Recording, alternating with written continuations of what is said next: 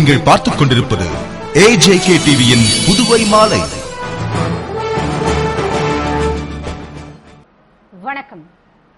மறைந்த மக்கள் தலைவர் GK மூப்பனாரின் நினைவு நாளை முன்னிட்டு அவரது திருவுருவ சிலைக்கு முதல்வர் ரங்கசாமி மாலை அணிவித்து மரியாதை செலுத்தினார்.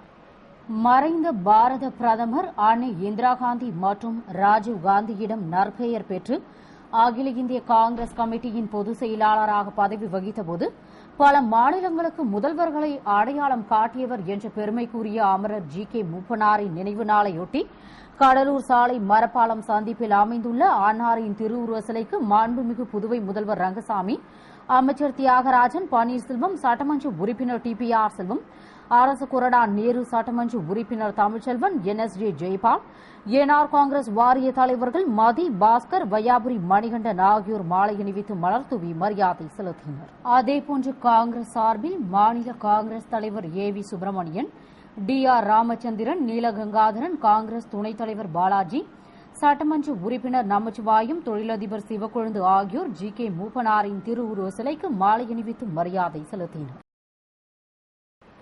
புதுவையில் புதிய ரேஷன் கார்டுகளுக்கு விண்ணப்பங்கள் வழங்கப்படுவதாக குடிமைப்பொருள் வழங்கல் துறை தெரிவித்துள்ளது. புதுவை மாநிலத்தில் மொத்தம் 3,32,000 ரேஷன் கார்டுகள் உள்ளன. புதுவையில் மட்டும் 2,16,000 கார்டுகள் உள்ளன.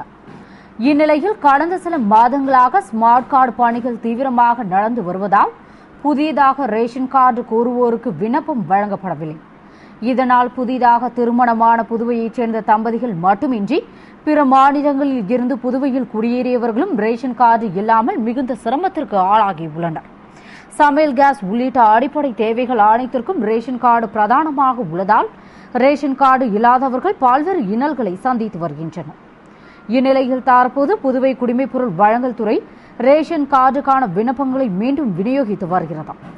எனவே புதிய ரேஷன் கார்டு கோருவோர் குடிமைப்பொருள் துறையை அணுகி விண்ணப்பத்தை பெற்றுக் கொள்ளலாம் என்று துறை அதிகாரிகள் தெரிவித்தனர். தீபாவளி பண்டிகையின் போது 10 கிராம் தங்கம் 32,000 விற்கப்படும் என்று மும்பை தங்க நகை வர்த்தகர்கள் சங்கம் தெரிவித்துள்ளது. இதுகுறித்து மும்பை தங்க நகை வர்த்தகர்கள் சங்க தலைவர் கூறியதாவது, தங்கத்தில் முதலீடு செய்வது பாதுகாப்பானது என்ற கருத்து அனைவரிடமும் உள்ளது. சிரியாவில் நடந்து வரும் உள்நாட்டுப் போர், ஈரானில் நிலவும் பதற்றம் ஆகியவை காரணமாக தங்கத்தின் விலை அதிகரிக்கும் வாய்ப்புள்ளது என்றும், இருப்பினும் இந்தியா, சீனா மற்றும் பல்வேறு நாடுகளில் தங்கத்தின் தேவை குறைந்து வருகிறது. இந்திய பொருளாதாரத்தை ஊக்குவிப்பதற்காக ரிசர்வ் வங்கி அடுத்த மாதம் நடத்தவுள்ள கூட்டத்தின் போது அறிவிப்புகளை வெளியிடும் என்று எதிர்பார்க்கப்படுகிறது. இந்நிலையில் தங்கத்தின் விலை 32,500 ரூபாயை எட்டும் என்று எதிர்பார்க்கப்படுகிறது. தற்போது முன்பே வர்த்தகத்தில் அக்டோபர் மாத தங்கத்தின் விலை 10 கிராம் 30,929 ஆகவும், பன்னாட்டு சந்தையில் 1 அவுன்ஸ் தங்கம் 92,907 ஆகவும் உள்ளது. விலைவாசி உயர்வு, மோசமான பருவநிலை, பொருளாதார ஸ்திரமற்ற நிலை, பணவீக்கம் ஆகியவை காரணமாக நடுத்தர மக்களின் உபரி வருவாய் குறைந்துள்ளது. இதனால் தங்கத்தை வாங்கும் அளவு குறைந்தது, தேவையும் குறைந்து காணப்படுகிறது. எனவே தங்கத்தின் இறக்குமதி 700 டன்னாக குறையும் வாய்ப்புள்ளதாகவும் அவர் கூறியுள்ளார். பாண்டிச்சேரி ஏரோ சிட்டி லைன் சங்கத்தின் சார்பாக மூலகுளம் MGR நகரில் மரக்கன்றுகள் நடும் விழா நடைபெற்றது. மூலகுளம் MGR நகரில் நடைபெற்ற மாபெரும் மரக்கன்றுகள் நட்டு வளர்க்கும் விழாவினை உள்ளாட்சித்துறை அமைச்சர் பன்னீர்செல்வம் முதல் மரக்கன்றை நட்டு சேவை பணியை துவக்கி வைத்தார். அப்போது புதுவை முன்னாள் நகரமன்ற துணைத் தலைவர் ஜான்குமார் உடன் இருந்தார். சுற்றுப்புற சூழலை பாதுகாக்கின்ற வகையில் நடைபெற்ற இந்நிகழ்ச்சிக்கு ஏரோ சிட்டி லைன் சங்கத்தை சார்ந்த தலைவர் ஹரிதாஸ், செயலாளர் ஜனார்த்தனன், பொருளாளர் வெற்றி வீரமணி, முன்னாள் தலைவர்கள் மற்றும் ஊர் பொதுமக்கள், பள்ளி மாணவர்கள் கலந்து கொண்டனர். இந்நிகழ்ச்சிக்கான ஏற்பாட்டினை முன்னாள் தலைவர் லயன்ஸ் பிரகாசம் மற்றும் MGR நகர் நல்வாழ்வு சங்கத்தைச் சேர்ந்தவர்கள் செய்திருந்தனர்.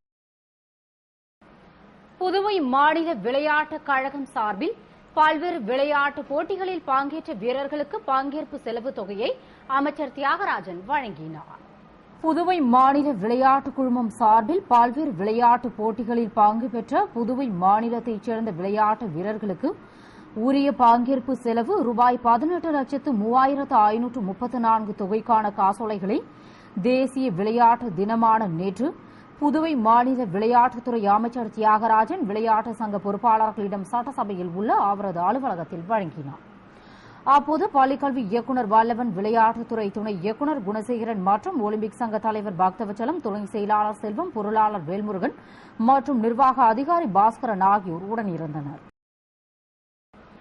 மக்கள் தலைவர் ஜி.கே. மூப்பனாரின் நினைவு நாள் காங்கிரஸ் அலுவலகத்தில் அனுசரிக்கப்பட்டது.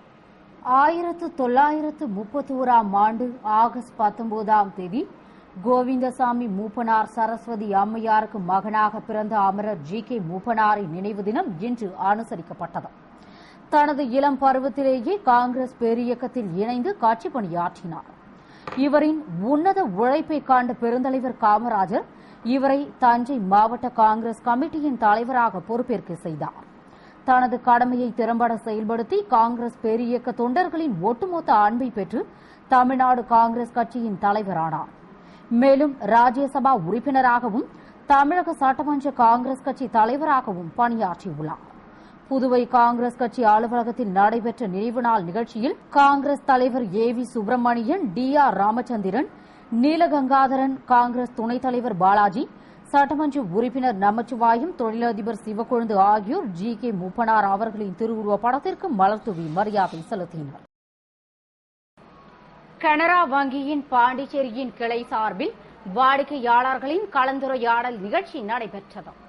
கனரா வங்கி பாண்டிச்சேரி கிளை எஸ்எம்இ வாடிக்கையாளர்களின் கலந்துரையாடல் நிகழ்ச்சி ஹோட்டல் லீ ராயல் பார்க்கில் நடைபெற்றது. விஐபி வாடிக்கையாளர்கள் கலந்து கொண்ட கலந்துரையாடல் நிகழ்ச்சிக்கு சென்னை எஸ்எம்இ கிளை பொது மேலாளர் தேவராஜ் தலைமை தாங்கினார். தலைமை மேலாளர் பங்கார் அவர்கள் முன்னிலை வகித்தார். நிகழ்ச்சியில் சிறு தொழில் சங்க பிரதிநிதி பார்த்தசாரதி, முன்னாள் தலைவர் விஜயராகவன், தொழிலதிபர் ஜான்குமார், முன்னாள் அமைச்சர் பெத்தபெருமாள், முக்கிய வாடிக்கையாளர்கள் ஸ்ரீகாந்த், சீனிவாசன், மதன்ராஜ், அறிவழகன், கண்ணன், தியாகராஜன், கார்க், பொத்தார் மற்றும் பலர் கலந்து கொண்டனர். நிறைவில் ஆளுநர் திருமதி பழனியம்மாள் நன்றியுரை நிகழ்த்தினார்.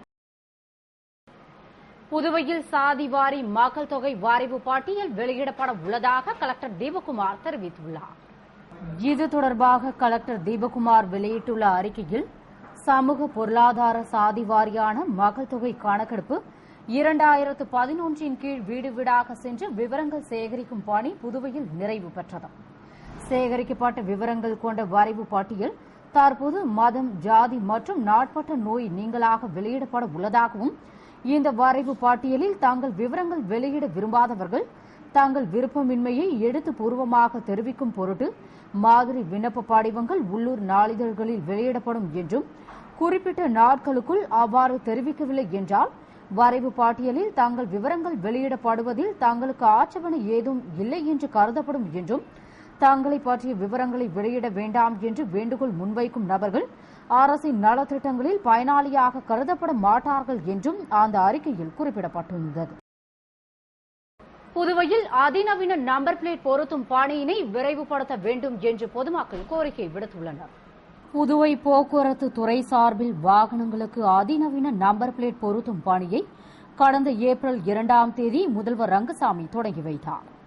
ஆமை வேகத்தில் இந்த பணிகள் நடப்பதால் பொதுமக்கள் புதிய நம்பர் பிளேட் பெறுவதில் மிகவும் அவதிக்குள்ளாகியுள்ளனர்.